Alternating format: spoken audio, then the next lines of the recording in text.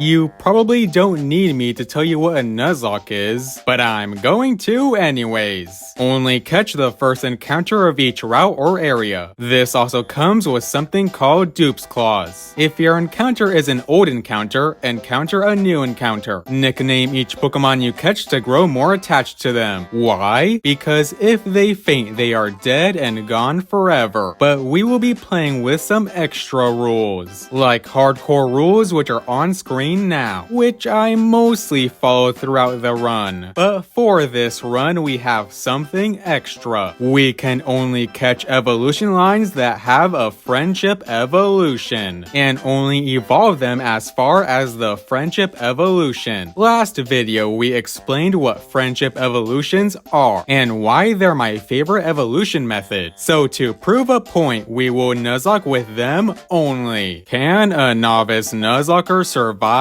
with friendship evolutions only? Let's find out in this Inbred Diamond playthrough. My adventure started like any other, with Barry peer pressuring me into robbing the local professor, and me taking Turtwig out of fear. Fearing the police catching me with stolen goods, I went to Route 204 to catch my real starter, aka my alibi. Connect for the Badoo. I have a theme for my Nuzlocke starter names, a game night theme to be exact. Monopoly the Totodile, Jenga the Eevee, and now Connect for the Badoo. And it wouldn't be too long before we met our next team member, because in the Ravished Path we met Twilight the Zubat. And while I had two whole team members, the 204 battles ended up being tougher than expected, especially since I boxed Turtwig to keep the cops off my tail. Knowing there was a berry battle on Route 204, I needed to make sure the team was prepared, and so I came up with a brilliant training idea.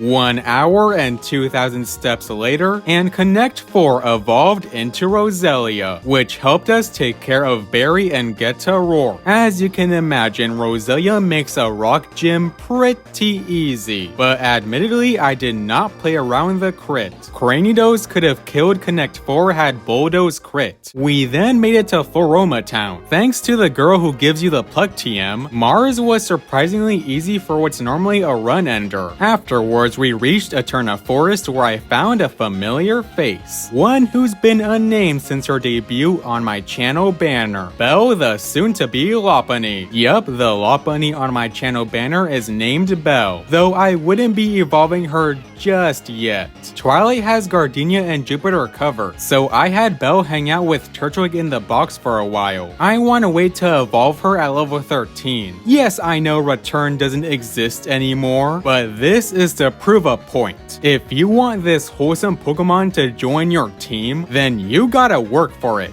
I went into the underground where I had some nice options. For my one and only encounter, I caught Togepi. Even as just a Togetic, Teebs would be a nice team member.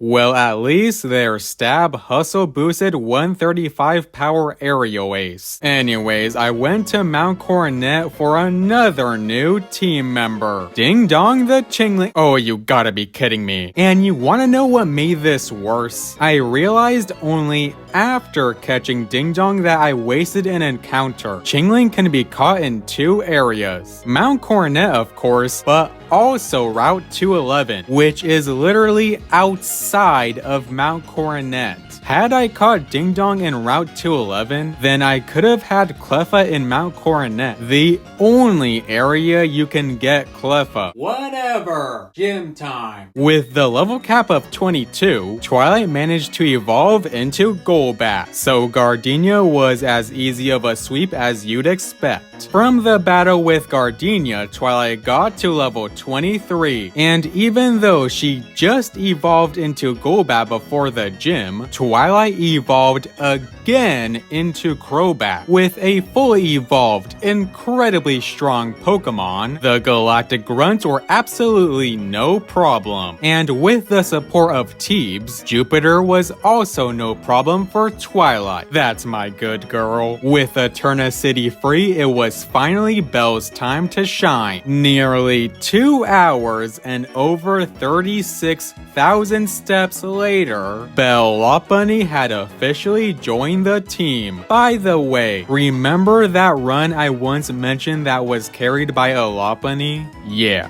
And thanks to all those steps, Ding Dong and Teebs joined the evolution party on Cycling Road. Belle and I entered Amity Square and got the amulet coin, which Belle would hold most of the time since she was a klutz. The amulet coin is one of the items that still works despite klutz. And remember when I said I mostly followed hardcore rules here? Well, when I got the amulet coin, I realized something. I like money, so I actually scrapped level caps for a large part of this run. Don't worry, I'll show on screen what level I was for each gym. But yeah, money talk, sorry not sorry. Anyways, gym time. Twilight easily outsped and took out Meditite. With Meditite out, Maylene sent out Machoke. Surprisingly, Machoke survived a pluck from Twilight. This meant Machoke got to retaliate with Rock Tomb. Twilight survived, but had her speed lowered. Maylene fully healed Machoke with a hyper potion, but then Machoke was one shot by the next pluck. This meant Machoke survived the first pluck because of a low roll. Finally, Maylene sent out her ace Lucario. Lucario survived a pluck from Twilight and started setting up bulk up. With Lucario increasing his defense, I switched to Ding Dong, but this did allow Lucario to set up another bulk up. Ding Dong got to yawn Lucario, but with Lucario at +2 attack now, Ding Dong took 50% from a Metal Claw. With one turn left before Lucario fell asleep, I tried switching to Connect 4 to set up Leech Seed, but I underestimated Lucario's power. Lucario used Metal Claw and killed Connect 4 in one blow. My first starter death in a Nuzlocke. With Connect 4 sacrifice stalling Lucario enough to put him to sleep, I sent out Belle, who got to charm Lucario twice. Lucario did wake up earlier than I hoped, but thankfully only went for Screech against Belle. I swapped in Twilight to tank whatever Lucario tried to do, and while Lucario tried to set bulk ups back up, Twilight finally finished things off with a barrage of air cutters. I almost didn't teach Twilight air cutter, by the way. When Twilight tried learning it, I thought, well, I already have pluck, so maybe I don't need it. But ultimately I realized, yeah, but how often do I use wide guard? Had I not done that, Lucario may well have survived longer as he started using bulk up. The team and I mourned Connect 4's death, but in the death of one team member came the life of another. Eggs the Happiny hatched to, eventually, help the team. We arrived at the trophy garden before challenging Crasher Wake. This was to catch Detective the Pichu, who 22,000 steps later evolved into Pikachu. But with Detective still underleveled for Crasher Wake, I decided to just teach Belle Thunderbolt, and she and Ding Dong took out Crasher Wake. Arriving at the Great Marsh, I caught Marshmallow the Meryl. I would have to repeatedly press B to stop him from evolving, but I'm sure he'll be a valuable asset to the team.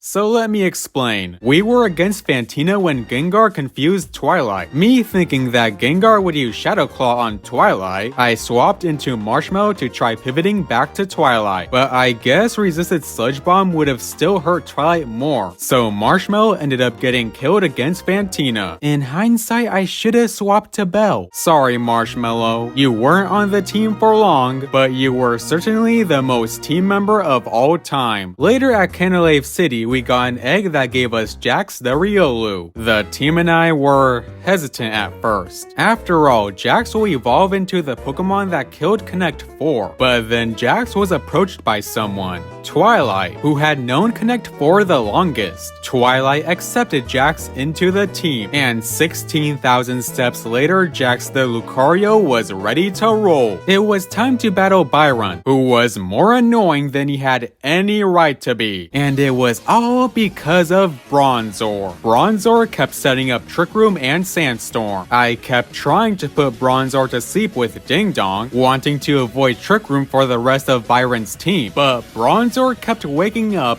every time I sent out Twilight, meaning I had to keep switching between Twilight and Ding Dong. Then Finally, I got to take out Bronzor without Trick Room. Without Trick Room, Ding Dong put Steelix to sleep, and Belle came in to take out both Steelix and Bastiodon. Did I really need to go through all that effort for Byron? No, I did not. It's Byron for Bidoof's sake. Anyways, remember the Happiny I got all that time ago? So what happened? Did I ban Blissey from this run? Well, no. For whatever reason, I thought Happiny evolved with the Lucky Egg, and not the Oval Stone I already had. This is despite the fact that I had Blissey on my casual BDSP team, so you think I would have remembered that. So yeah, I evolved eggs into Chansey and then Blissey. I quickly took care of Saturn and Mars at the lakes they were at, and then had to go through the annoying Route 217. Anyways, can't dance Flynn. Jax took care of Snover and Sneasel on his own, and Twilight took out Medicham, who was put to sleep by Ding Dong. I intended for Belle to take out Abomasnow, but she ended up getting frozen before she could finish the job, so I had to pivot between Eggs and Twilight to wrap things up. Now we catch up with the Team Galactic plot. Cyrus told me that he doesn't make Pokemon his friends, which angers me greatly considering the run we're doing. Skip to the Mars and Jupiter double battle on Spear Pillar, where Barry and his Munchlax were as helpful as you'd expect. Cyrus summoned Dialga to create his perfect universe, but Ding Dong just asserted his dominance by yawning Dialga, who I then catch with an Ultra Ball. What can I say? I like saving my Master Ball. You never know when you'll run into an exploding shiny. With that, Cyrus began his attack, though he would regret not making Pokemon his friends.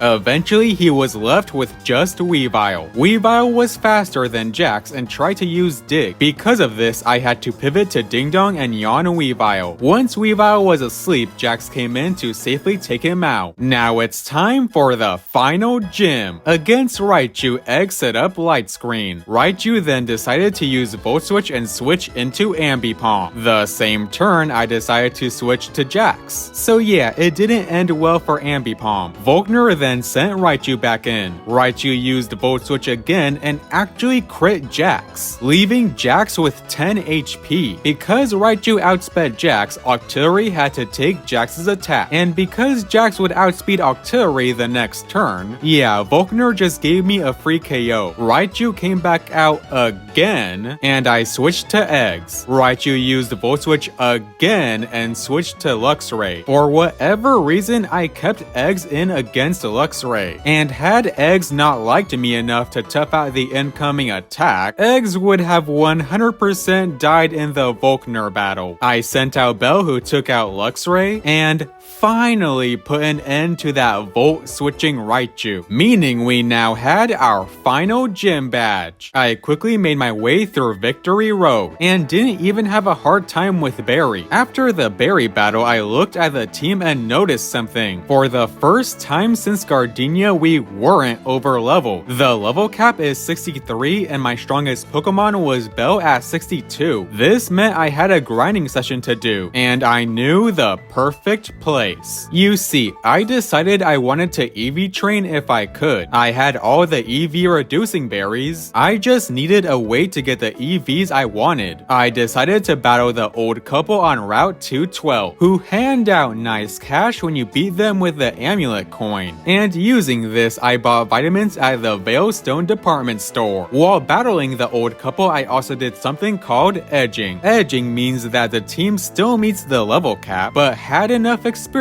points to level up after one battle. By Nuzlocke rules, level caps only apply at the start of the battle, so I can safely have everyone less than 1k away from level 64. Anyways, for my final preparations, I did my EV training and challenged the Sinnoh League. The battle started against the bug specialist Aaron. Belle started with 3 workups and a substitute, all of which was baton passed to Twilight, and Twilight still took took damage from an incoming hit? Is this an in-game feature where Klutz ignores substitute, or a BDSP glitch that could have cost me a team member? You can probably guess, but who knows? Maybe I found a niche battle mechanic. Twilight pretty much swept Aaron's entire team. Drapion did survive long enough to destroy the substitute, but not even he was a match for the boosted Twilight. Against Bertha, Belle only got one workup against Quagsire, but she still baton passed it to Ding Dong to continue the battle. Quagsire did use Toxic on Ding Dong upon the switch-in, but he asserted his dominance by immediately expelling the poison. With Grass Knot, Quagsire was quickly taken out. Whiscash and his Rindo Berry were up next. He survived Grass Knot and retaliated with Hydro Pump. Ding Dong took out Whiscash afterwards. Golem was out next and survived Grass Knot because of Sturdy, but Ding Dong dodged Stone Edge and finished off Golem. Sudowoodo was no problem, so Hippowdon was up last. I pivoted to Jax against the incoming Crunch, and then to Twilight against the incoming Earthquake. Twilight plucked Hippowdon's Chesto Berry away. Afterwards, I pivoted back to Jax and Ding Dong, and Ding Dong finished off Hippowdon with one last Grass Knot. Now was the Fire Specialist, Flint. Ding Dong yawned Rapidash, allowing Belle to set up. Belle baton passed the setup to Twilight to take out Rapidash. Flint then sent out Steelix. Twilight used Giga Drain, which Steelix survived, and retaliated with a full power Iron Tail that killed Twilight. Oh shit. Ding Dong came in and avenged Twilight with Grass Knot, but without Twilight, the upcoming battles just became a lot more complicated. Flint then sent out his own Lopunny. I thought about an honor battle with Belle, but instead Ding Dong and Teebs took care of that. Driftblim, who I was most scared of, was up next. The reason being that this thing has an annoying setup set. If Minimize is baton pass to Infernape, then it's all over. Luckily, by some miracle, Flint never minimized or baton passed, and with a combo of Yawn and Dream Eater, both Driftbloom and Infernape were taken care of. One Elite Four member and the champion left.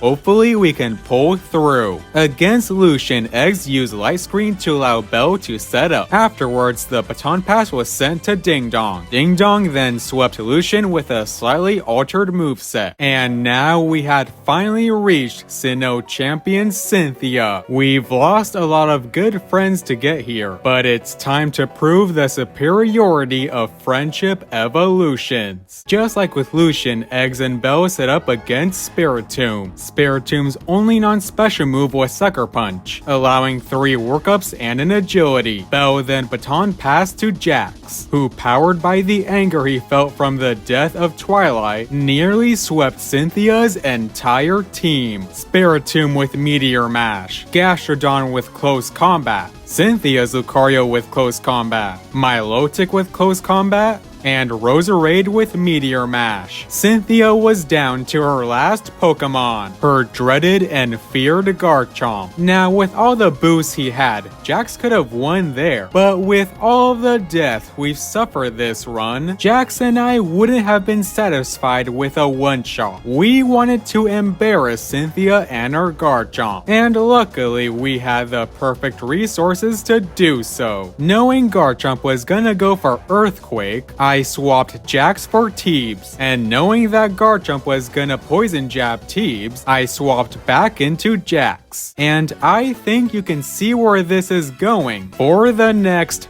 14 minutes, I swapped back and forth between Jax and Teebs, wasting all of Garchomp's PP. Garchomp could only hit Jax with Dragon Claw and Earthquake, which Teebs is immune to, and the only move that could hit Teebs was Poison Jab, which Jax was immune to. All Garchomp could do was helplessly use the wrong move, and occasionally using a pointless sword stance. I was taking notes on how many times Garchomp used each move, and with Teebs knowing Protect to boot, it was only a matter of time before Garchomp was out of Poison Jab. So with Teebs now immune to whatever Garchomp could dish out, 2 Dazzling Gleams was all it took.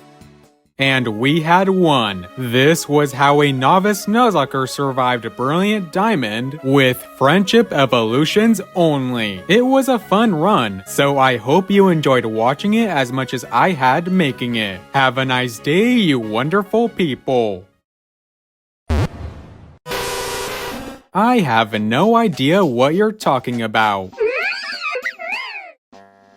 Okay, fine. I'll tell them how I basically cheated in this run. Okay, so what if I told you that what you saw wasn't my first go at the E4? It was my third. We have to go back to the Flint fight. Everything up until this point went the same way as what you saw. Rapidash was out and in was Steelix. And just like what you saw, Steelix had killed Twilight. And when that happened, I freaked out and soft reset, putting myself back at the league entrance. In this second attempt, Twilight had survived the Flint fight, and in fact had been the one to sweep the rest of the league. I knew it was wrong and this victory was unearned, but I had grown so attached to this team that, I don't know, I didn't want any of them to not make it to the end, especially not Twilight, who has basically been my starter since Connect 4 was killed. I thought about what to do for a long time. Do I just restart the entire run all over again? But I've grown so attached to these Pokemon in particular. No way I could just do that. I was stumped on what to do for a couple of days. But while doing research on BDSP, I realized something. The league only changes their teams when the dex is filled out, which I hadn't done. So theoretically, if I calculate my teams as exact IVs and EVs, I could lower their EVs so their stats were where they were before, recreating my first attempt at the league in a sense. Researching this was why I was interested in IVs and EVs last year. So I did the calculations, which you'll see after the credits, used EV berries to lower the team's stats to what they should be, and embarked on the third run, which is what you guys saw. So yeah. Did I actually do enough to earn this victory? Or should I retitle this video to Can I Be Brilliant Diamond with Friendship Evolutions Only? Just a non-Nuzlocke challenge video. I promise to have more integrity in my next run. I just got real attached to these mons and didn't want to see them go. But if you need me, I need a break from all the animating I've been doing. Have a nice day, you wonderful people.